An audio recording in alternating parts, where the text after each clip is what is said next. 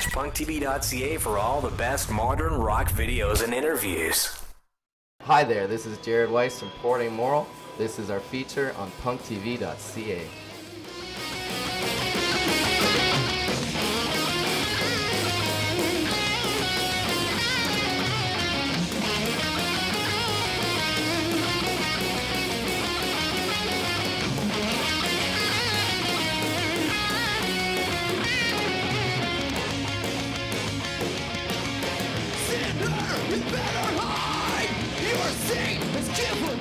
Alright, I'm Dixon Christie here from PunkTV.ca. I'm here with Jared from Amoral, and this is their first feature. How you doing, Jared? I'm doing great. How are you? I'm very good. I guess you guys have been around for a couple of years. Why don't you tell PunkTV.ca viewers about your band and how you guys got signed to Roadrunner? Well, we just we got the deal done with Roadrunner last year. From the outside, a lot of people might seem like it kind of happened quick or something, but they actually found out about us a good 2.5 years ago. We basically got an email from a guy from New York who was saying a lot at the time about liking our music and saying he could do things for us, and he was dropping a lot of names, and it seemed pretty long-winded, you know, these days in the internet world. You got your guard up, so I actually sent him back a little bit of a skeptical email, but through that we started talking, and he was actually a guy who interned at Roadrunner a good 10 years ago now or so, and he kept in touch with them, and he's always been interested in getting the business of managing bands, shopping them to labels. So we developed a good relationship, and it was within a couple of weeks he was going down to the offices in New York City, brought down our demo at the time, and they called me up, and they liked it. They weren't saying anything along the lines of we want to sign you or anything, but it was said they want to keep our eye on us, and that it was better than most of the things they were getting at the time. So in the next couple of years, they helped us. They funded a couple demos. We did a video. There's a lot of ups and downs in that time. Certain demos they liked more than others, and certain people at the label would like things more than others, and it really needed to, like, the stars kind of had to align for us to really get this deal done. And we felt like when we made our final demo for them, like, it was kind of our last kick in the can with them. And they loved it. And here we are now. We're on the label. It's not what everyone thinks. It's a lot more work now. I can definitely tell you're a lot poorer now than we were before. But the ball's rolling, and it's exciting.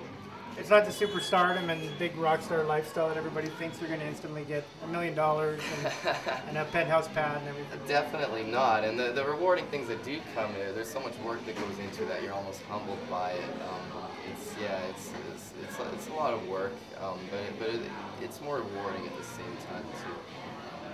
And you got lucky, fortunate to get on this tour with Census Fail. How's that been going? It's been going great. The story with that is actually we did our record that's going to be out in June on Roadrunner in December. We went to Baltimore, Maryland to do it with this producer Brian McTurnan. He's done a bunch of great bands like Thrice, Strike Anywhere, Census Fail. So that was kind of our hookup there. He's good friends with them, and we became good friends with him throughout the recording process. And he knew they were doing Canada. I said, hey, you know, let's hook this up, and it's been great so far. The guys, a very nice band. It's been great opening up for them. We're much more on the heavy side of things, but they do that too, and the people who come to their shows like what we do as well.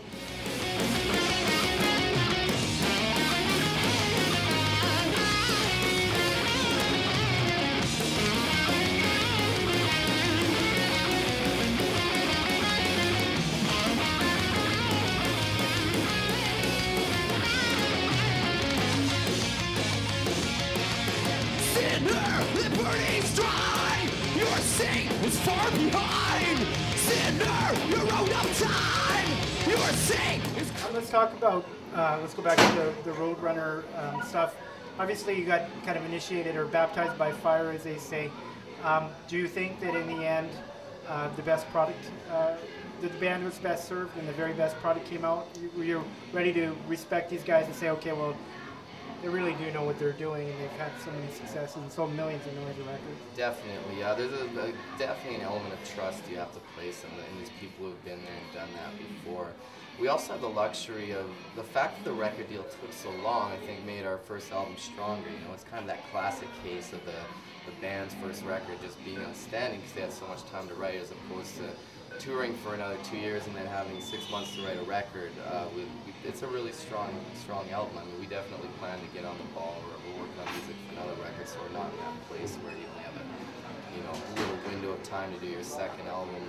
But like I said, it's like 2.5 years of thinking you might get a big record deal.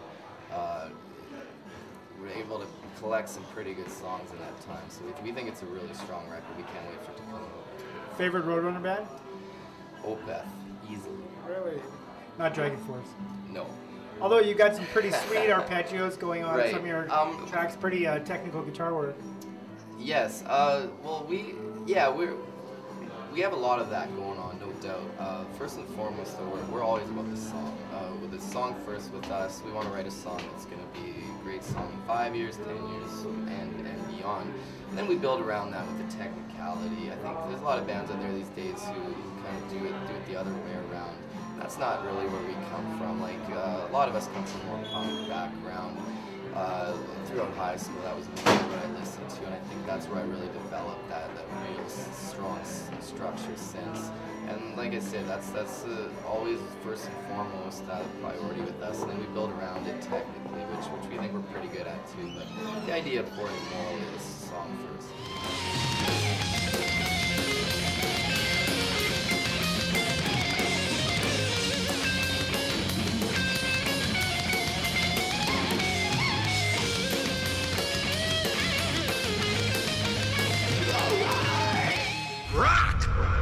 Watch punktv.ca for all the best modern rock videos and interviews.